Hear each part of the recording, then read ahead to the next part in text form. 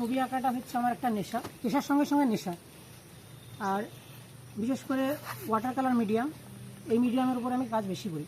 অন্যান্য মিডিয়ামও কাজ করি, কিন্তু ওয়াটার কালার এমন একটা মিডিয়াম যেটা প্রত্যেকটা আর্টিস্টকে চ্যালেঞ্জ করে, চ্যালেঞ্জিং মিডিয়াম। কেননা একটা ভুল স্ট্রোক পুরো পেন্টিং কিন্তু ফিনিশ। তার জন্য খুবই কেয়ারফুলি কাজ করতে হয়। আজকেও এলাম একটু কাজ করতে, মানে এই লোকেশনটা আমি করেছি অনেকবারই, কিন্তু আজকে একটু বড় শিটে করলাম, তা একটু বোল্ডভাবে কাজটা করলাম, ভালো লাগলো বেশ কাজটা করতে। আর আউটডোর তো হামেশাই পেন্টিং করি, ভালো লাগে। মানে একটা চিত্রশিল্পীদের এটা করা উচিত। আউটডোর স্টাডি, আমরা তো ইনডোরে সবসময় কাজ করি, কিন্তু আউটডোর এই নেচার থেকে অনেক কিছু শেখা যায়। মানে সময় সময় যে লাইটের যে ওয়েদার যেগুলো চেঞ্জ হচ্ছে, ওখান থেকে কিন্তু আমরা সোর্স অফ লাইট, তারপরে যেসব লাইট শ্যাডো, এগুলোকে আমরা ঠিক ভালোভাবে ধরার চেষ্টা করি। তো আজকে একটা পেন্টিং করলাম এই কাজটা।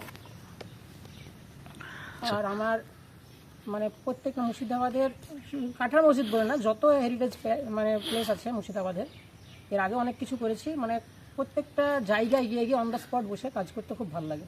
আজকেও এসেছি, কিছুদিন আগে গিয়েছিলাম ফৌতি মসজিদ, তারপরে এইদিকে আপনার কাঠগোলা বাগান, বিভিন্ন জায়গায় গিয়েছি। এখনও কিছু স্পট বাকি আছে, প্রচুর স্পট আছে, সেগুলো যাচ্ছি। আর তরুণদের জন্য একটা কথাই বলো, আমি নিজেও একটা তরুণ শিল্পী, কখনো নিজেকে যে প্রফেশনাল আর্টিস্ট আমি মনে করি না। কেননা একজন চিত্রশিল্পী সবসময় শিখে যায়। বড় বড় গ্রেট আর্টিস্ট, যেসব মাস্টার এসে তারা শিখে গিয়েছে, তা আমি এখনও শিখছি। আমি কোনো সময় বলি না যে প্রফেশনাল আর্টিস্ট, নিজে বলি তরুণ শিল্পী আমি একটা। তা তরুণদের জন্য একটা কথাই বলবো, তোমরা পেন্টিং করো। আর মানে এখন যেটা হয়েছে কি, যে সোশ্যাল মিডিয়াতে আমরা নেটে ছবি ক্লিক করছি, সেটা দেখে যাচ্ছি।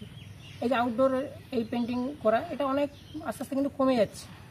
তো তরুণদের জন্য এটাই বলবো যে তারা যেন অন দ্য স্পট গিয়ে, বাইরে গিয়ে নেচারকে মানে উপলব্ধি করে যে কাজ করতে হয়, এই জিনিসটা যেন করে। এটাই তরুণদের জন্য আমার একটা মেসেজ। আপনার নাম, পরিচয়? আমার নাম সোহেল রানা শেখ, বাড়ি বেলডাঙ্গা, মুর্শিদাবাদ। এটা আমার ছাত্র মোহাম্মদ বিন রৌনক। আচ্ছা, ধন্যবাদ।